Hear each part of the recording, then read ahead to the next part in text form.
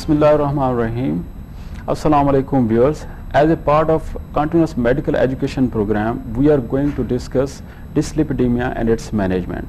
We have among us the two eminent cardiologists of Pakistan to express their views based upon their more than 50-year experience in the field of cardiology. The panelists are Professor Shahryar Ahmed Sheikh. He is a diplomat American Board of Internal Medicine and Cardiovascular Disease. He is also a member of International Committee of American College of Cardiology. He is an elected president of World Heart Federation. Other is the Professor Solis Siddiq. He is a fellow of Royal College of Physicians, England. He is the head of cardiology department, Sheikh Zayed Hospital, Lahore. Honorable guests, welcome. So first of all, let me start by asking first question to Professor Shahryar Ahmed. What are the latest guidelines for the management of dyslipidemia? I think the new guidelines now clearly state that if you have total cholesterol above 200, that has to be treated.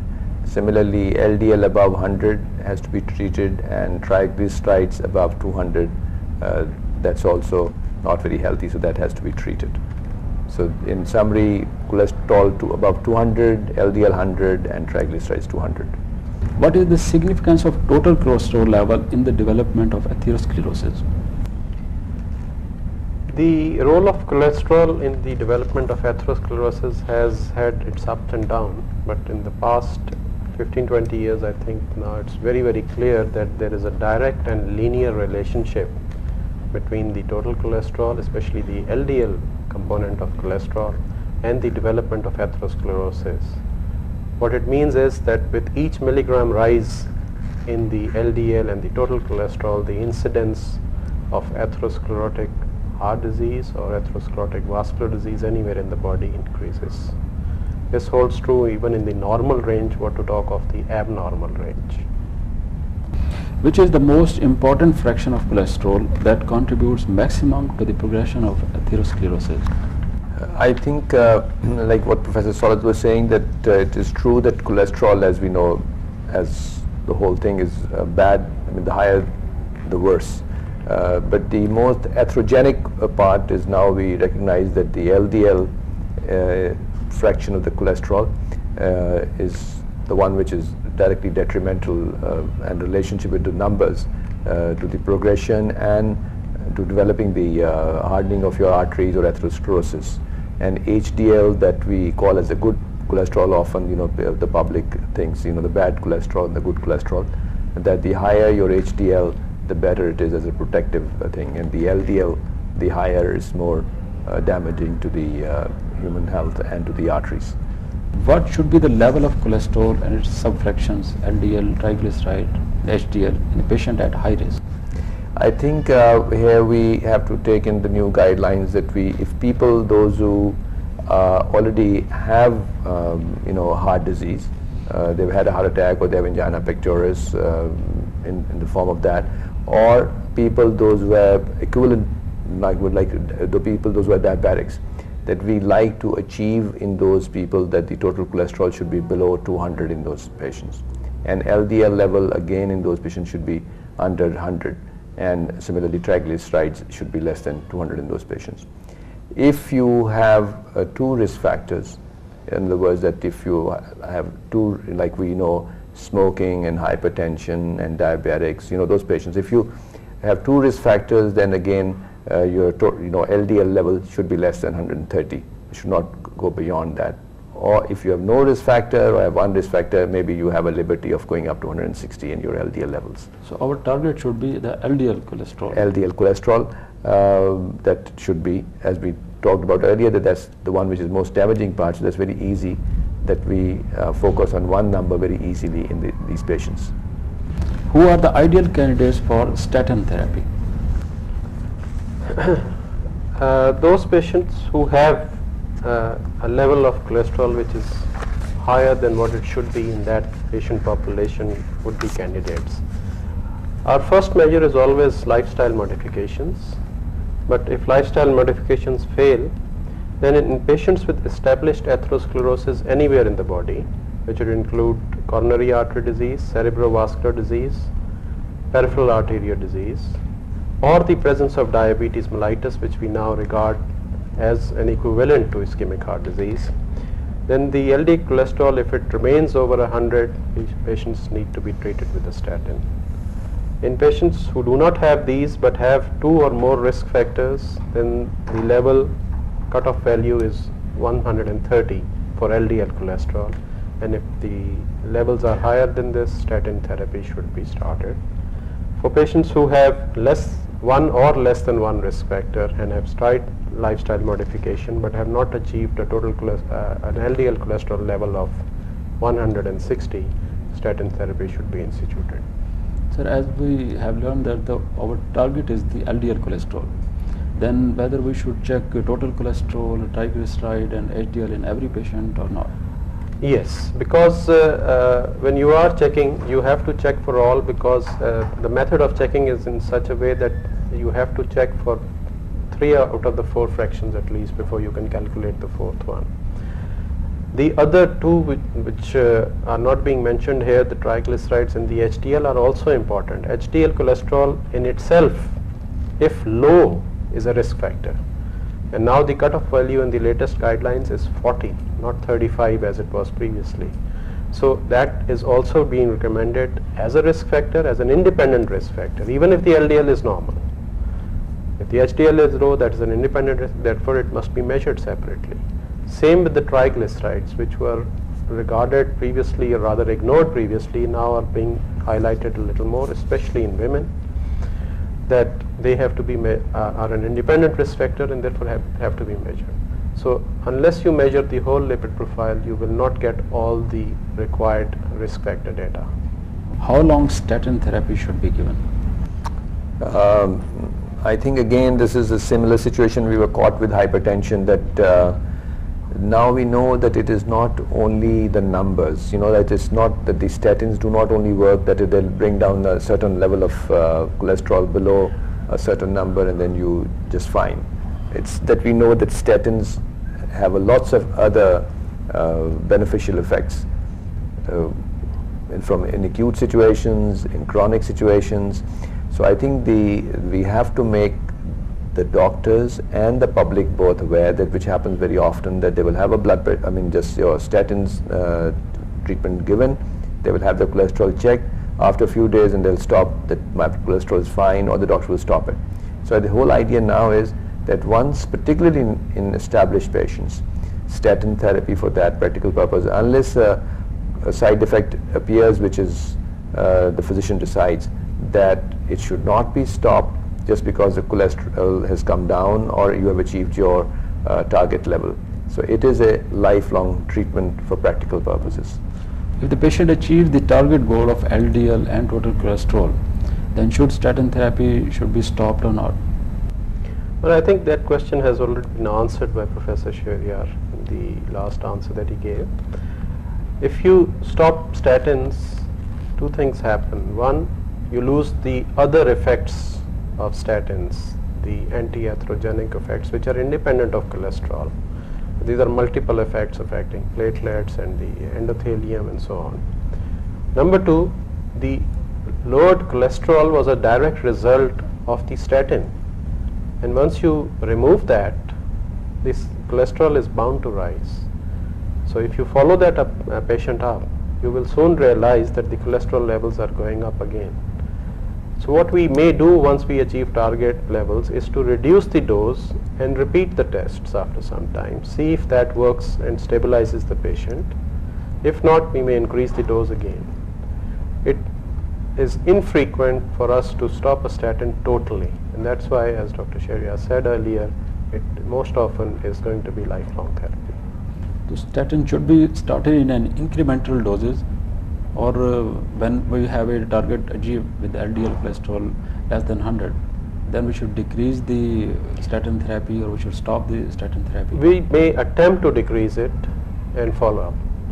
It's unlikely we will stop it for any length of time. We may stop it for a month or 2 months, but gradually I find that the patients will again come with a higher level. Can statin therapy cause hypolipidemia if continued for a longer period of time, especially any neurological symptoms or any sexual problems? I think in continuation to what we were discussing before we come to this important point, that these people, like it's just like we were discussing, it's just not the number, and even the earliest at the vascular level, the benefit starts at 6 months. It takes a long time before the statin will start doing what we really want them to do by lowering the numbers and keeping them depressed, those numbers, for a long period of time. Because people very often ask us, will their disease be reversed? Will their arteries open up? So now with the newest studies, as you know, for the first time we have evidence that we can cause a regression or a reversal in the process. Not only we can stop it, we can go backwards gradually. So I think what Professor Saurath was saying, I would like to re-emphasize, the medication should be taken in the adequate dosage for a long period of time. And I think coming back to your question, that does lower, if you lower to a lower level or too lower level, is that a problem? And I think still that's not been proven that, for example, if you lower your cholesterol to say 150 or 140 for even that matter, or LDL, now we in fact want LDL down, between 60 and 80, lower than 80 in people, those with established coronary disease, that it is unfortunately going to cause you any direct effect. You may reduce your medications in some people, but in most of the people this doesn't happen. It's very few that some people are very sensitive, and you will be surprised that their pressure, their numbers I've seen will go tremendously lower, like at 110, 120, 130. So you may either stop it for a little while and see what happens, or may reduce the dosage in those people. So no neurological or any sexual problem has been noted? I think not directly with just the numbers. Some people, particularly I would say, we discuss it, that the sexual difficulties can occur with statin therapy, but it can occur irrespective, lethargy with large dosage, those things can happen with, especially in higher dosage when we start them in some of those patients, but not a direct serious side effect as neurological problems or sexual difficulties. And even if you do, they get better if you just reduce them. What is the role of statin therapy in the progression or stabilization of the atherosclerosis? Professor Sheriar mentioned just now that with larger doses in the neostatins we are achieving some regression. Well, that's very encouraging, but actually the regression is very, very small so far. The main effect is stopping the progression of the disease, and in this too the main effect is plaque stabilization.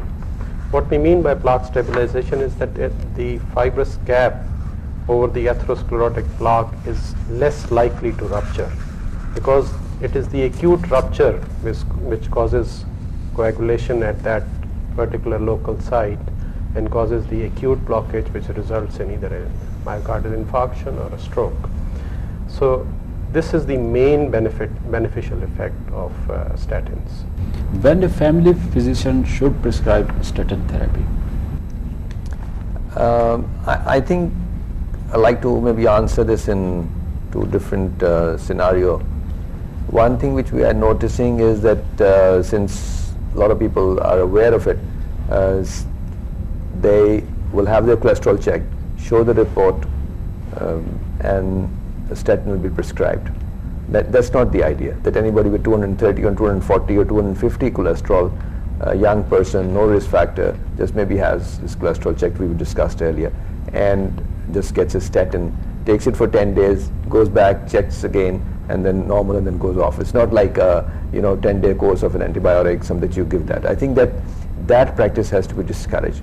So the whole idea is like when we approach a hypertensive patient, that when you're looking at a person with an abnormal lipid profile, you profile the whole person. Like what we discussed earlier with the guideline. Does he have existing disease, coronary disease? Does he have other risk factors we talked about? And then decide to put him on a statin. So I think the general physician should not be scared of putting someone on statin therapy, but should go through what Professor was saying, that checking the whole profile preferably, and the setting is going to use it, statin therapy, and the dosage is going to use, and then monitor for the side effects, and it can be done. It's no much of a magic to the whole thing. that the liver profile, the muscle profile of the enzymes, that should be checked after 4 to 6 weeks of treatment. And then if the person is having no side effects, this can be managed very easily in most of the time by the family physician. What are the side effects of statin therapy and what should be done in case of side effects? Well, statins are generally very safe. The incidence of side effects is less than 1% in the literature. The main side effects are myalgias and impaired liver function tests, especially raised in transaminases. So if a person on a statin complains of myalgia, it is wise to check his CK levels and liver function tests. If the CK level is greater than 10, we have to stop. If it is less than 10, we may try to lower the dose and see if he adapts to the new medicine. If he doesn't, we may have to stop or change to another statin sometime. Mostly it's a class effect, but sometimes we can get away by changing the brand or to a different statin. In case of the transaminases, the recommendation is if it is more than thrice the normal value, we have to stop. But if it is less than that, we can continue with closer monitoring or more frequent checks of the transaminases. Should statin therapy be prescribed to all patients suffering from heart disease or diabetes for life, regardless of their cholesterol level? I think this is a very important and maybe partially controversial, but at the same time very important question. For practical purposes, for coronary artery disease patients, yes, maybe that level of cholesterol is just too high for him, whatever level it is.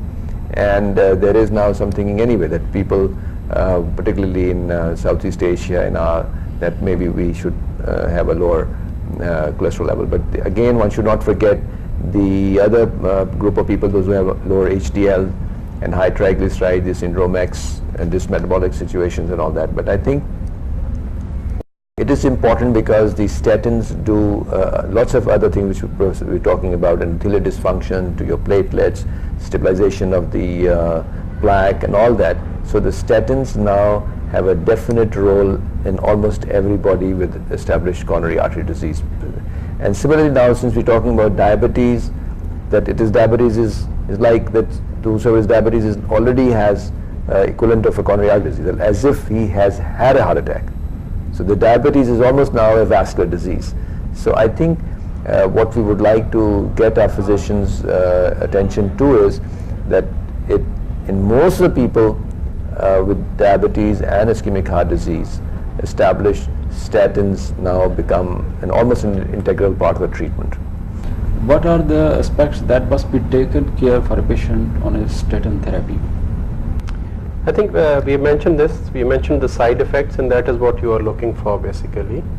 So a clinical questioning of the patient.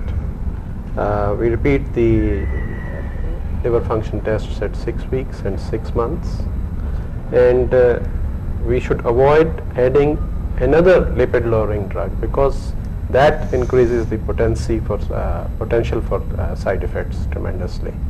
So if you need to add or give 2 lipid lowering drugs, the choice has to be very carefully made and the patient has to be very carefully followed.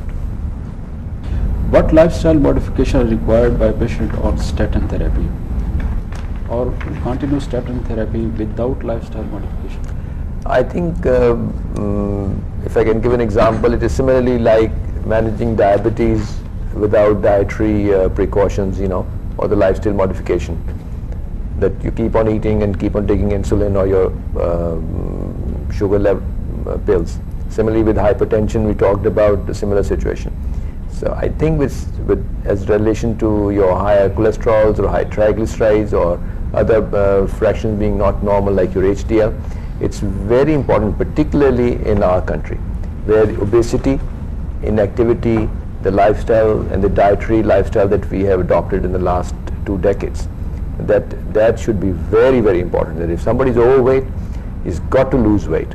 I mean, triglycerides are very easily respond to weight reduction, and just to a dietary modification, unlike the cholesterol, that's a little harder to bring it down. They won't go down more than 10-15% by the efforts that you put in. But in our situation in Pakistan, where we have low HDL and high triglycerides in lots of our patients associated with diabetes. So exercise at least 30 minutes a day, at least 5 days a week, and not only walking very, very slowly, but try and achieving, you know, 3 to 4 kilometers in that period of time. A bit of a workout for healthy people, or most of the people can do that. So I think regular exercise, weight reduction, avoiding smoking or cutting down other risk factors, that makes the basic, you know, number one situation before you start treating your these high people with high cholesterol or abnormal triglycerides. So this is extremely important that we spend an extra minute with our patients, and patients as far as the patients are concerned, also it's just not that they often have this, in the while today I've eaten this, then maybe we should take an extra dose of statin that helps. It's not just one to like situation like that. So I think it's perpetual education and its effect which should go on to the patient as for diet, exercise, and similarly as the physicians. Now, Dr. Salat, when we have learned so much about management of dyslipidemia, I would appreciate if you could summarize very briefly for our viewers everything what we have discussed today. I would first like to start with thanking the organizers for arranging this continuing medical education program and thereby causing dissemination of the latest knowledge on the subject. I'd like to thank Professor Shehryar. It's an honor to sit with him as a panelist, and to you for asking very relevant questions. We've learned that cholesterol plays a very important role in the genesis of atherosclerosis. Lowering cholesterol helps reduce the progression and may even regress the disease.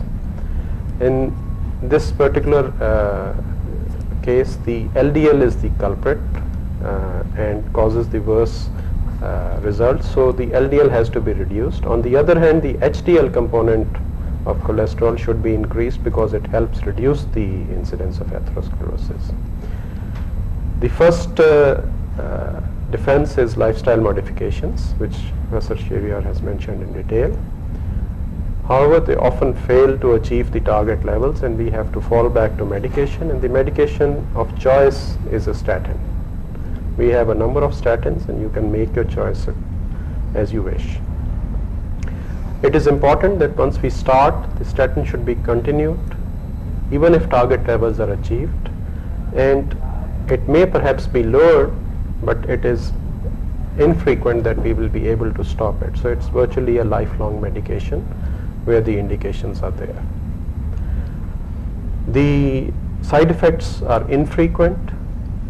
Main is myalgias and impaired liver function tests. We have to be on the lookout for that, but as I said, they are rare, and usually we can continue with the drug for a long term. At present, statins are the mainstay of treatment for dyslipidemias and play a vital role in our fight against atherosclerosis. Viewers, now that we have conducted this highly insightful and helpful session on the management of dyslipidemia, I'm sure this will help you and will have a positive impact on your daily practice. Thank you very much.